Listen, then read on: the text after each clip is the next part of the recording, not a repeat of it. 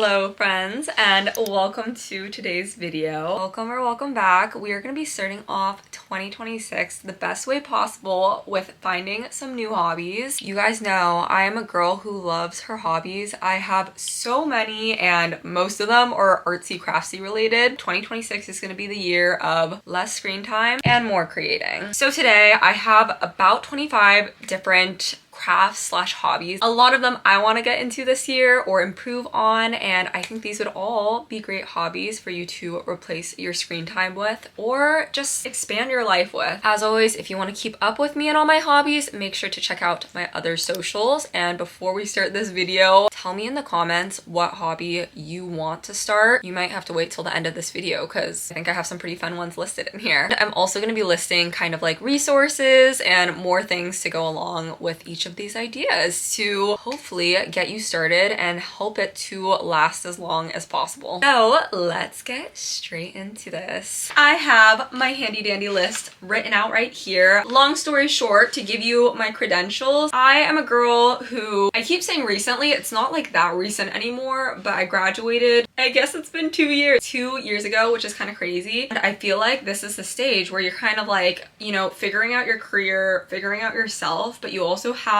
more time to pour into things that you love, hence discovering new hobbies. And for me, a lot of that has been creatively driven, crafts, art, all those things. I personally think crafts and art are endless. So let's get into some of these fun ideas. Okay, starting off with literally like the most basic one, but in 2025, I picked up knitting and I knew how to knit, but I took it a lot more seriously. And I think knitting is such a great hobby to pick up. I feel like this one especially is so endless. It's really helpful because you can make very practical things, aka so many different types of clothing or accessories. I also found knitting very helpful when it came to making gifts. I would totally encourage anyone to pick up knitting, and I think from my experience learning this past year and struggling a lot, it just took me so long to get into knitting because every time I would try, I would literally fail and like have the biggest crash out, and I just felt like I couldn't do it. But 2025 was the year I got it to stick, and from my many trials,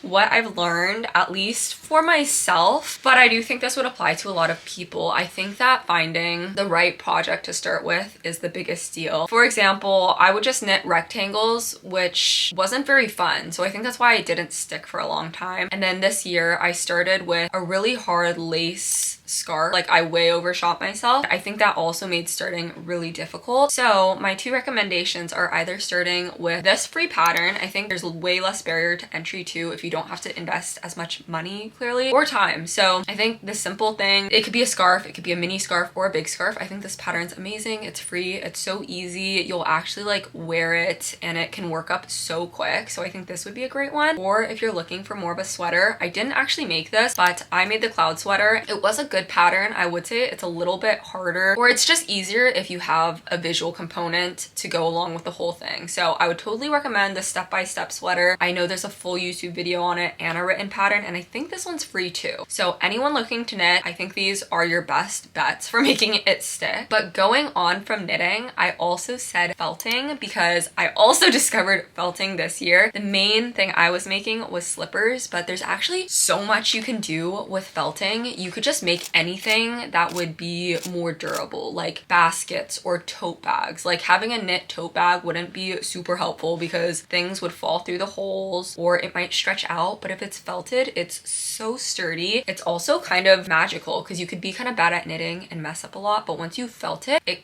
totally changes the composition of the yarn and makes it super dense. It's actually like so magical. So I would totally encourage, if you start with knitting, moving from knitting into felting, or honestly, you don't even have to knit that much. You could just go straight into felting. I made a free slipper pattern and I ended up not finishing that one. And then I bought the sailor slipper pattern and I've adored that. I made 2 pairs of them as gifts and I'm gonna make myself a pair soon. And the experience was so fun. I think this is so rewarding. I think you'll be hooked on felting if you try this out. This I just saw, and I'm trying to decide how I'm gonna implement this into my hobbies this year. and that is felting on knit items, but like felted art. I did not know this was a thing. I have to find the video. I just saw a girl talking about it on TikTok and it was so cool. But basically you can buy just like fiber, and I guess if you use like a needle and like press it into something you knit, or even like a sweater that you own or a sweater that you thrifted, and you push all the fibers in, you can make like art basically. Like you can create art on anything knit with more fibers. I don't think I'm describing this well at all, so I'm gonna find the video. This is what I mean when I'm like knitting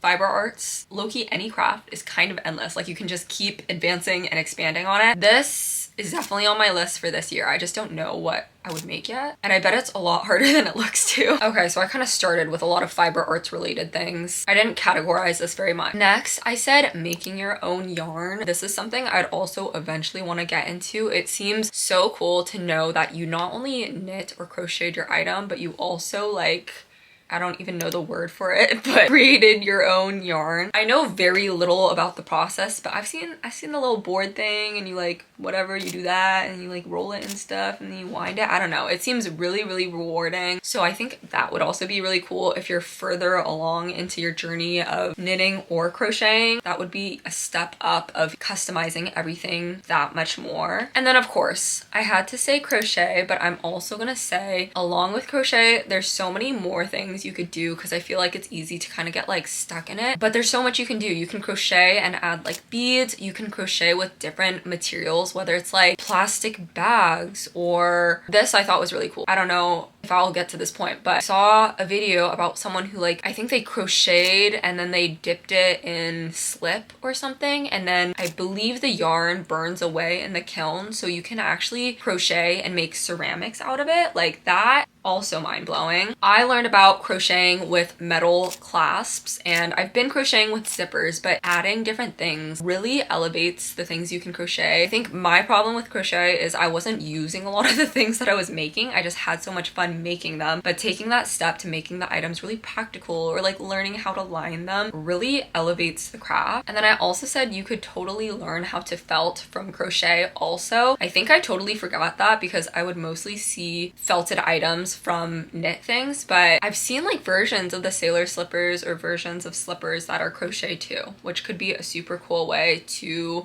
pick up felting if you don't know how to knit. Next, I said coloring. Coloring was a hobby that I picked up in 2025, and I went so full force and then I kind of dropped it. It's such a nice thing to do and like literally not think. Coloring is so fun if you're like yapping and coloring, if you're watching TV and coloring. I don't know, it's just really another level of therapeutic. It really brings out your inner child, and I also think coloring can be as like affordable or expensive as you want to make it. I unfortunately made it really expensive for myself because I kept buying Ohuhu markers and all the stuff that comes with it, like the freaking pen organizer. But you can get like literally the $8 book from Amazon. I do totally vouch Ohuhu markers. I think they're worth the money and better than like the I don't know, some of the other alcohol markers are really like splotchy and it's just not the same vibe. So I will admit the markers are kind of expensive, but you did not have to buy like as many as I did.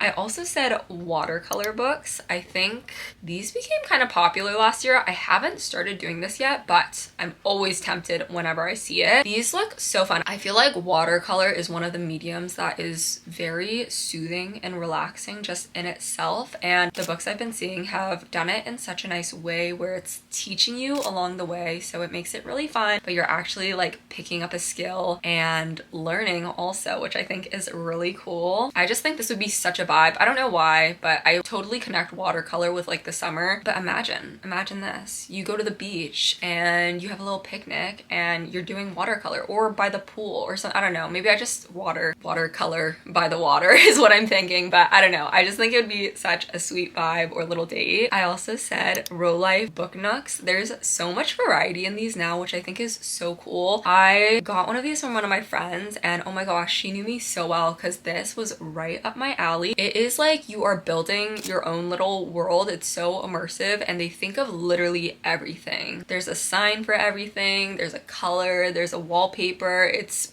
really, really amazing. But the best part for someone like me is it's creative, but at the same time, the instructions are so detailed. So it's kind of mindless, but then at the same time, it's kind of like getting put to work. It's cool. You see this little world come together, and especially if you're a reader, it's so satisfying to see this on your bookshelf. And oh my gosh, like it lights up. It's so magical. And I could just imagine if you're a big reader, you have like a bookshelf full of books and you just have your different nooks spread out on your shelf. Like that would be the literal dream. I only have one right now, but I know they have mini ones. They have like different shapes and stuff now. Obviously they have different settings, which is so cool. You can choose the ones that like match you or match like the section of the book categories that it's being placed in on your shelf. It's so cool. Such a fun collectible, but it's a collectible that you're actually making. I also said, taking a little shift, more of accessories, I said doing your own nails. This is something I wanted to pick up for a long time, and I actually learned how to do gel X nails at home this past year. It was so worth it. You do have to invest initially in some of the things like the polish and the glues, and obviously invest your time into learning how to do it properly and all the techniques and everything. And I will admit, I am MIA for like 4 hours every time that you do my nails, but it's also like a hobby. It's like art, but then rewarding because you get to look at them for the next 3 weeks. Personally, I love doing my nails more than going to the salon. I just like having control over it. It's fun to see the progression too. Like I see my different sets I've done and how I've slowly gotten like a little bit better. Despite the investment in the beginning, it pays itself off genuinely in like 2 sets of you doing your nails. I think it's totally worth it if you're willing to stick it out and learn a little bit. But if you're not interested in gel X, I think doing press-on nails is also such a smart way to go, because I think you don't have to invest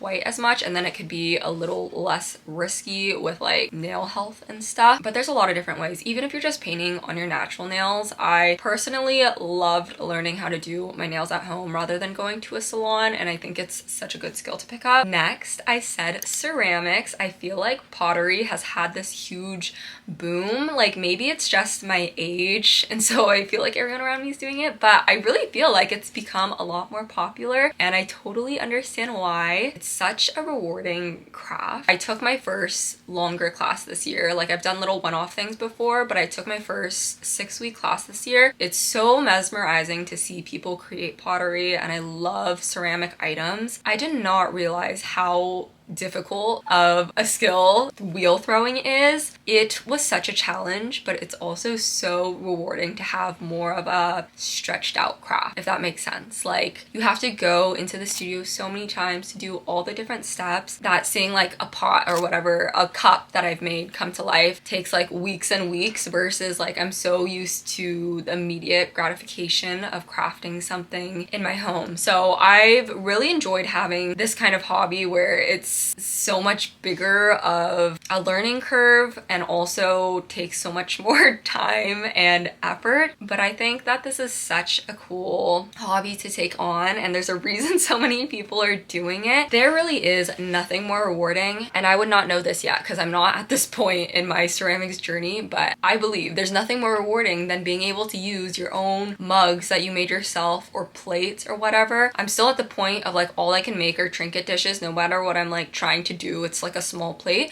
but even seeing my small plate hold my rings makes me so happy. And I will say ceramics and pottery are pricier and more time consuming of hobbies, so doing kind of like clay art at home is also super rewarding, whether it's air dry clay or polymer clay or making something smaller scale like magnets or charms. I've also had my fair share of doing that, and it's also super fun. Next, I said picking up cross stitch or needlepoint. I recently learned that this is quite the pricey hobby as well. I went to like my first cross stitch dedicated store, and I was shocked when I saw the prices of the little, I don't even know what's called, the boards that you stitch on. I was shocked. But I've also learned that you could paint your own designs. I think you're paying for the art partially. I can also see why this is so rewarding. I think if you're starting to get into it, going with a kit would be a really smart way to begin. I think they just make it so easy easy. Like they send you the print, they send you all the materials you're gonna need in the right quantities, and they also will complete the item for you once you're finished, which is like a whole nother thing after you do all the stitching. So I think that is super cool. I've also seen this other one where they give you a kit, but it's like cross stitch on, I think they do like pouches and stuff, which I think would be a really cool way to make something with cross stitch that is very practical and that you would really use. Next, I said scrapbooking. I think there's also so many ways to go into this. This is one where I like cannot for the life of me make it stick, and it's like 99% because I don't have a printer, so I always go to the library to print or CVS, and then I just like don't do it. But so much respect for the people who keep up with their scrapbook. Like they're gonna be so much better off than me in like 30 years when they're looking back at their memories, and I'm gonna have like 300,000 photos in my iCloud. It's such a gift to yourself in the future to have a collected like scrapbook that you can look back on your specific memories and like times in your life. But other than just having like a photo scrapbook, you could also have more of like the junk journal, which I also think is such a cool girl activity. Like if you carry a journal around with you everywhere you go, you're cool. But you know, having that and like putting your little receipts in it, or your little business cards from coffee shops, or stamps, or things you like find on the street or whatever, like I think that's super cool. Such a fun way to like make an on paper memory of like whatever you were up to in your life. I think it's so especially fun if you're using that while you're traveling. But I will also say, aside from having a physical journal, I think having like a digital scrapbook is really cool. Like whether you're making little edits on Canva or Procreate and posting it, like maybe that's just how your Instagram posts or TikTok turns into more like digital art and carousels. That would also be so fun. Like it's practically the same thing as a scrapbook, just, you know, on your socials or wherever you put it. But sometimes I do think I find it easier just because all my photos are already digital, and then I don't have to like buy stickers and stuff. I just find little PNGs on the internet. Like it makes it that much easier, you know? Next, of course, we have to throw sewing in there. I will say sewing is also a hobby that I think has a bit of a bigger barrier to entry, just because if you're gonna invest in a sewing machine, that is kind of pricey and they're really freaking intimidating. Like I've been sewing for a long time and I still know like literally nothing. I introduced that so poorly, but from a girl who like kind of sews, here's my advice. I would say if you're learning how to sew, if I were going to start from day one, I would suggest going one of two routes, which is either learning how to upcycle things. Say you thrift a lot of stuff, or say you just want to learn how to alter clothes to fit you better. I think that's such a great life skill to have, to be able to patch up a hole in your jeans, or how to hem your pants so that they're the perfect length for you, or how to crop your t-shirts so that they look better, you know? I think those things are so helpful and like totally worth the sewing machine investment. If you didn't want to go that route and you want to learn how to sew things from scratch, I would say learning how to sew kind of like really basic items that excite you. So a couple of the ones I did were like makeup pouches. They're actually pretty easy to make and I use a lot of them even though I'm not that skilled of a sewer. Or making fun like pillowcases. I think going one of those two routes is a great way to make the hobby last. This one might sound a little bit funny. I don't know if this is fully a hobby. It kind of is, but I wrote down making handmade cards. I think it would be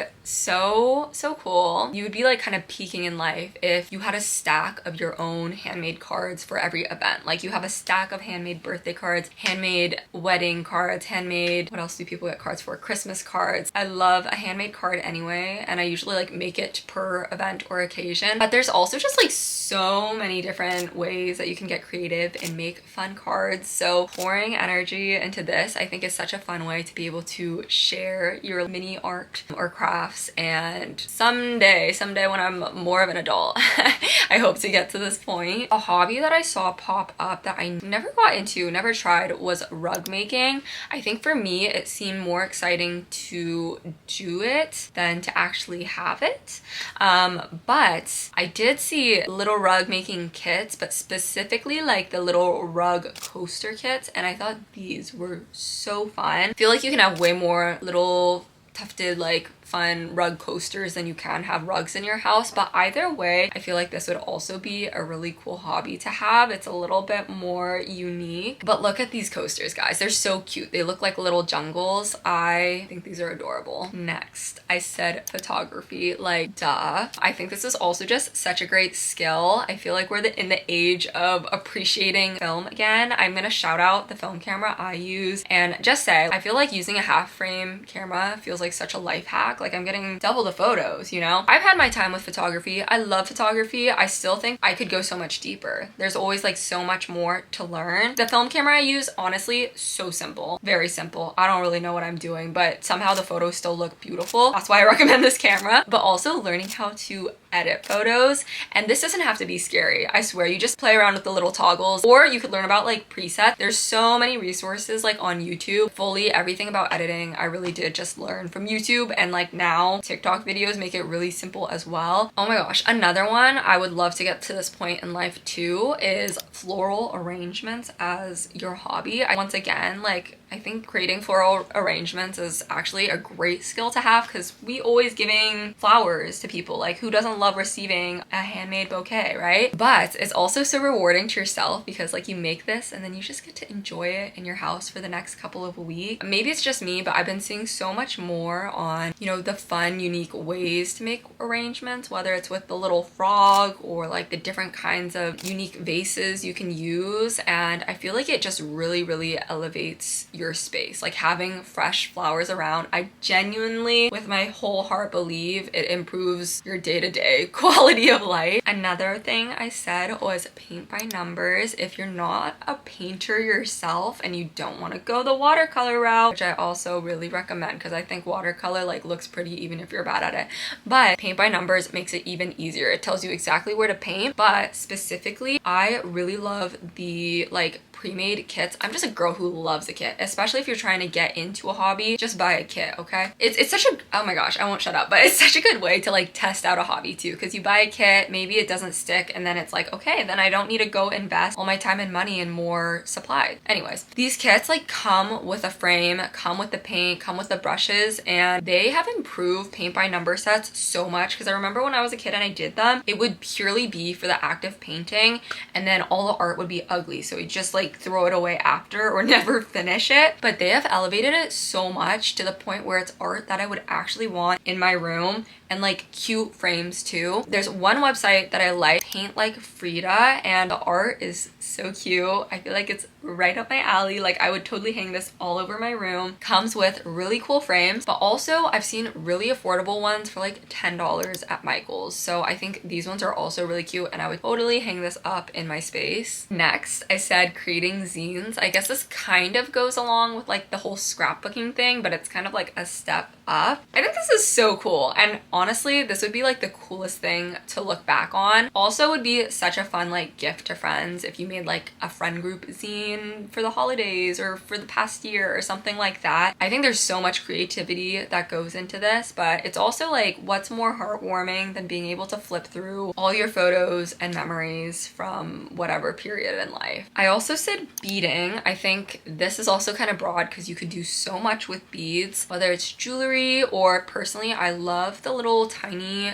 beaded patches and like beaded art on clothes that I've been seeing. I think it's super, super cool. And I've also been loving like beaded little coin pouches or beaded coasters. I feel like this is a pretty time consuming craft, but it also looks relatively therapeutic, especially if you like have the art kind of set, then you're kind of like coloring in just with beads. That's the way I see it. Okay, this one is not so much of craft, more so of a like lifestyle thing, but I said your hobby could be taking yourself on cute little solo dates. I actually think the whole world would be a better place if everyone did this. Like I'm all for a fun solo date. Like you should love yourself and treat yourself to the fun things that you love to do, and the whole day is based around you. I feel like I do this kind of all the freaking time with like the very normal things I'm comfortable with. Like I'll take myself to a cafe, I'll go take myself to a sweet treat, I'll take myself thrifting or shopping, everything. Like basically I'll do the hobbies I like to do, but I love a little day trip or exploring like little towns with like no agenda. And I'm like, why don't I take myself to do that like just on a random Saturday? I feel like so many times I wait until my plans will line up with another person or like with a certain event, and it's like, no, you really don't have to do that. Just like pick the date you're free, put that phone on DND and just go explore. Like treat yourself to that. And that's something I want to be better at. Like add that to your 2026 lifestyle. I swear it'll make it so much better. Okay, next I said flower pressing, just going back into the crafts. But I think this is also really cool. Like I don't even know like fully what I would use dried flowers for, but I feel like there's really no limitation. I think it would be so cool too to be able to really hold on to flowers from like very meaningful parts of your life, whether it's a bouquet from like graduation or wedding flowers or something like that. I think this would be such a cool art skill to have for yourself, or even to like help other people. I feel like I've been seeing cool things where people like press their wedding bouquets and turn them into like floral arrangement art for their walls. Like that is so cool, and you don't really have to wait until like it's a big life thing where you have very special flowers. Like you can learn how to press flowers from your backyard and, you know, use them in your scrapbook or frame them or do fun things like that. I think this is also a very unique one, but perfect if you're already into gardening, if you're already into floral arrangements. That could go perfectly together. Another thing I said, if you're less into the flowers and more into the beach, I said shell collecting. I think this would so be up my alley if I live close to the beach again. I feel like I could go walk around and pick up shells and stare at them all day. A step up from this is if you turned your shells into jewelry, or I've also seen shells turned into super cool like little trinket dishes or like ring dishes. There's like so much you can do with a dang shell. The next thing I said is candle making. Candles, first off, are such a vibe, but step up making your own scents. But not only your own scents, like your own cute candles. Specifically in my mind is like thrifting the coolest jars, cool teacups maybe, or I've even seen it in like silver dishes. They just have so much stuff, right? At the thrift store, you could turn anything into a freaking candle today. I think that would be so cool. Fill your house with handmade candles. Once again, maybe it's just because we're like ending off Christmas, but I'm thinking about how all these hobbies would be so special to give as gifts as well. Like it's so cool to be able to pick up a hobby and then like share your love for that hobby with other people. Okay, my last one.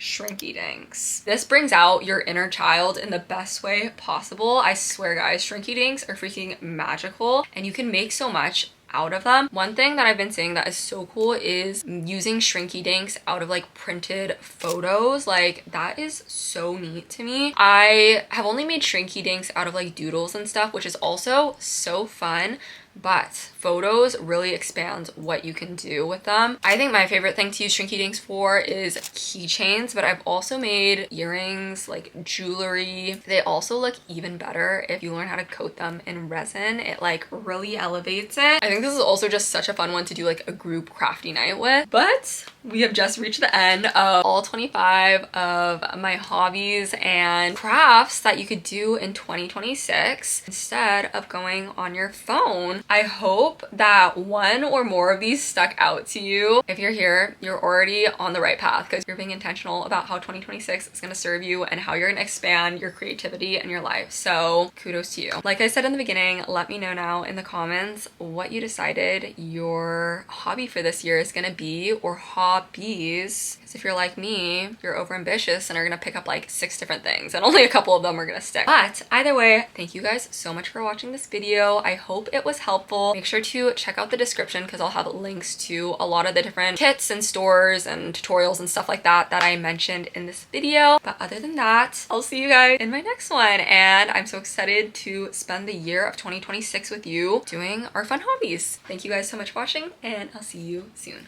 Bye guys.